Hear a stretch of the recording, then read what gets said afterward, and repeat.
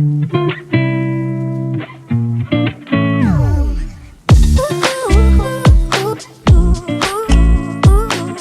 everyone, welcome back to my channel. I am Anushka. Today is Sunday and the plan for the day is to do a 24-hour readathon. This is such an impulsive decision, I tell you. I am not certain if I'll be able to complete this challenge or not, but I'll tell you what happened. Like a few minutes back, I was actually reading The Inheritance of Loss right here, which I've been reading since like a few days, and I'm enjoying this book. And I was like, today actually I don't have anything else to do, and instead of just relaxing and reading, why don't I take up a challenge?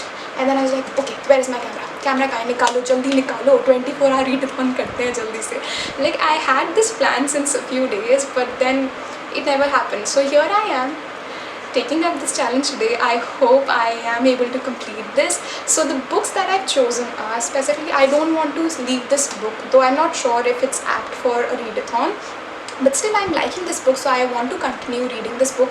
I'm not sure if I'll just complete this whole book because I don't want to. It's such like a heartwarming and special book. I want to just cherish this book and want to just read few pages a day. I hope you get it. But then I picked up this book, Sharp Objects, which I DNF few days back, but now I feel like it's such an apt book for a readathon. It's such a gripping novel, so yeah, I picked this one specifically for today. And the third book which I specifically picked today is an audiobook, which is, let me show you where it is. Okay. They Both Die at the End by Adam Silvera. And I've heard so much about this book, so I was like, why don't I listen to this book today? So yeah, that's the plan for the day. I don't know how this is gonna turn out right now. Like as I said, it's such an impulsive decision that I've taken. Like I had no plans whatsoever, so it's already like 11:35, 11:40ish in the morning. Like it's about to be noon, so I hadn't planned anything, so I should have. But anyways, let's see what happens. And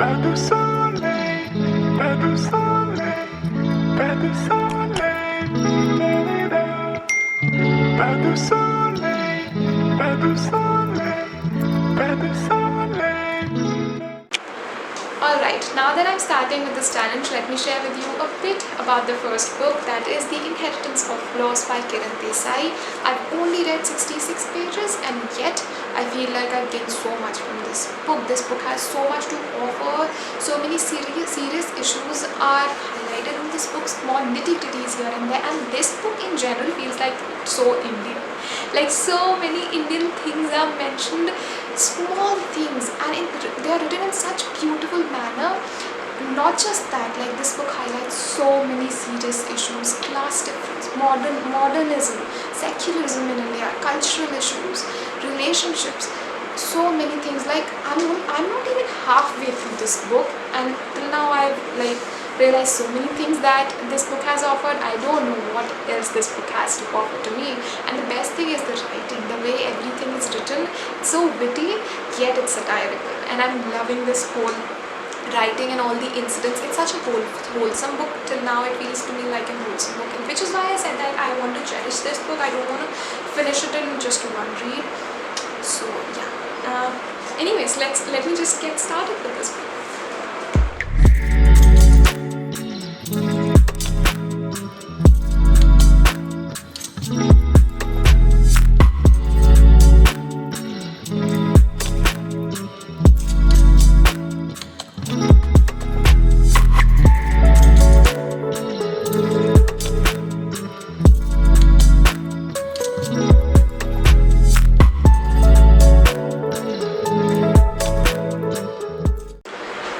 So it's around 1:15 in the afternoon, and it's time to switch the book. No, I haven't finished this book.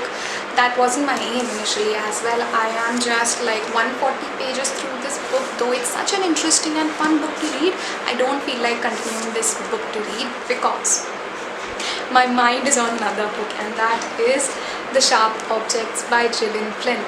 Interestingly, I DNF'd this book a few days back, and now I can't help myself to read this book again because not because of the story. I was like 2 chapters in and I could feel the whole thing, like this book would be a page turner for sure. I could feel that, but I also could feel the whole vibe of this book.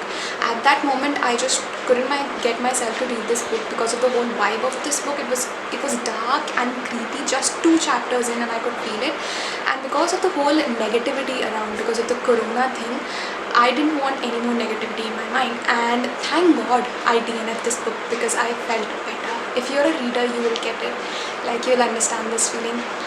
But now that I'm in a better mental state, I feel like reading this book because I really want to. So yeah, let me just get on with this book. I will be starting with page number 36, that is chapter 37, that is chapter 3, and let's see how it goes. Hopefully I'll finish it today. Let's get started.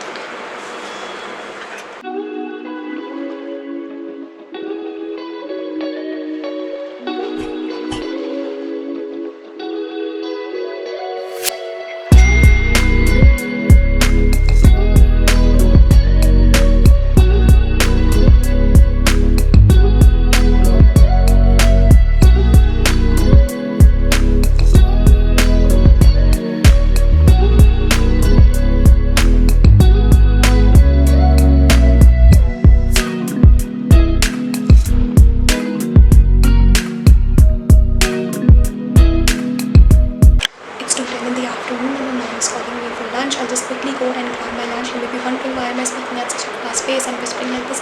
It's because my mom is calling me since like 5-10 minutes and I'm not going there, and if she'll realize that I'm filming right now as well, on top of this, she'll get mad at me for sure. So yeah, I won't be taking like this vlogging thing on my lunch table because it's a family lunch kind of thing in this lockdown thing. So yeah, till now a quick bite.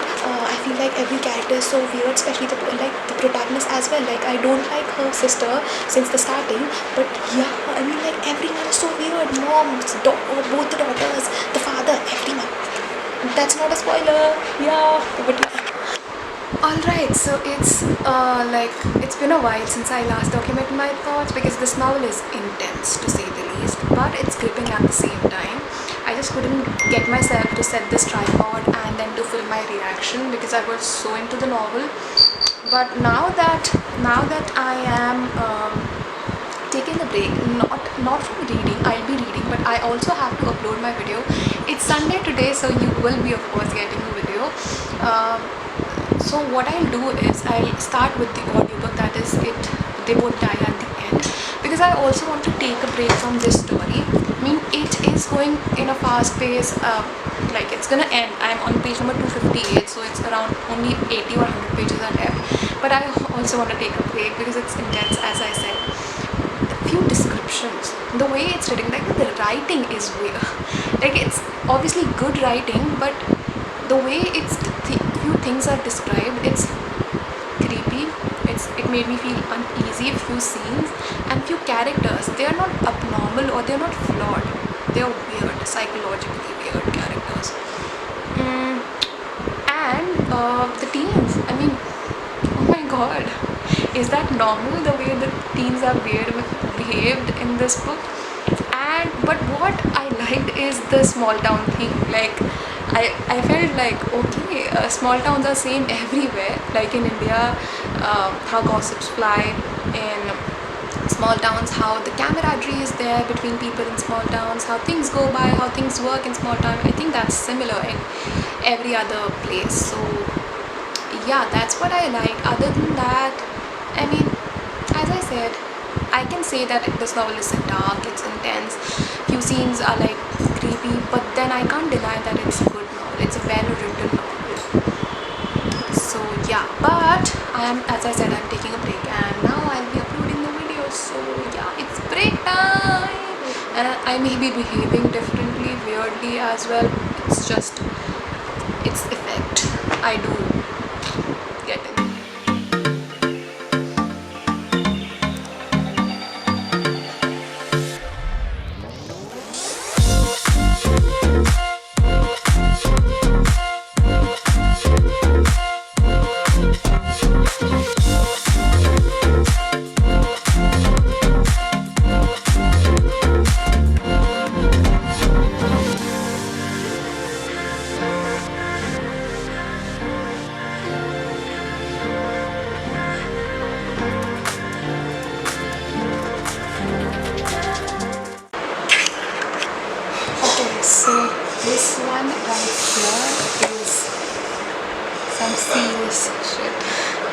I mean, it's emotional. The starting chapter only. I don't know what all is gonna happen, but this book feels something, and the voice as well. I don't know if I can take it today, but it is definitely a different change from that intense one. Let's see. Alright, so I uploaded my video a while back. I've had my dinner as well. It's what, 9:33 at night.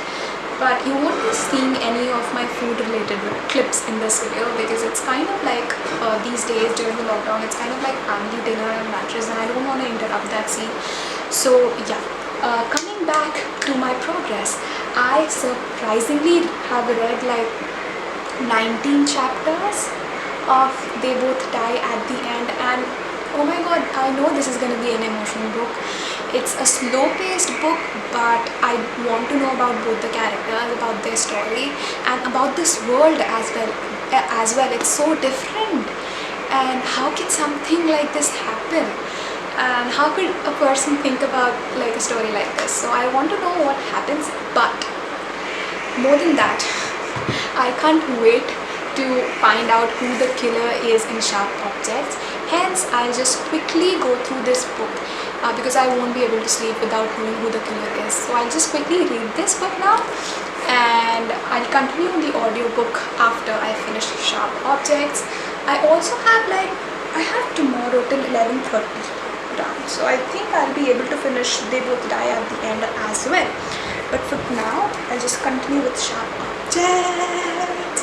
Yeah, let's get started. Okay, earphones to me while I go together.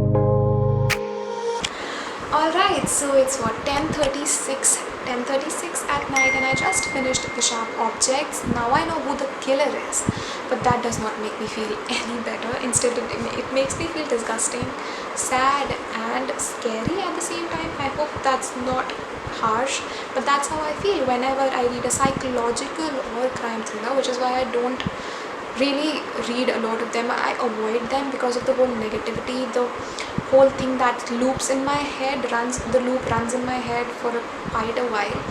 But anyways, coming back to this book, this did live up to my expectation. There were few moments where I was like literally scared. I never wanted to turn a page, especially the around 270 or 280 pages where there's a confrontation between two main characters, and I was like, I just shut the book. I couldn't just move on and look on to the next page or the next line. Would I recommend this book? Yes. If you're looking for a crime thriller, a dark, intense, spooky, creepy, disgusting novel at the same time, psychological thriller, go for it. You'll like it. Though it's not like, I did not feel like the ending was a total turnabout, but some people feel like that. So if you are a person like that, but I feel like the plot is better, like the writing, the pace of the story is much better, the way the story heads, the way there are so many characters which are involved in the story, and so many, like the small town thing which is talked about in this novel is good. The relationships which are shown in this book are good, they are different. That is what I like more than the ending, which is usually the main thing in psychological or crime thrillers or suspenseful novels. I personally did not really enjoy the ending part. Instead, I enjoyed the whole book in general, the whole storyline. There were few characters which I really liked, but there were few characters which turned out really different, but then they never promised to be this way.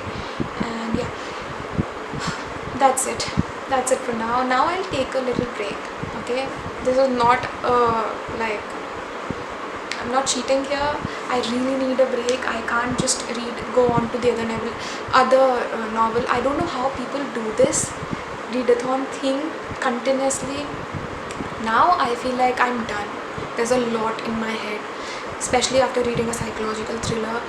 The first book that I read made me feel good, but now I'm like, no, I can't take it. But thankfully, the other book is an audiobook, so that'll be a lighter one. That's gonna be an emotional one as well, but I need some break to go on to the other book. So I'll take a break, I'll have some water, walk for a little while, and then I'll start the book. So yeah, wish me luck, and I'll see you on the other side. I think I took the right decision to listen to an audiobook late at night because, of course, the narrator's voice was quite soothing and calming to listen to.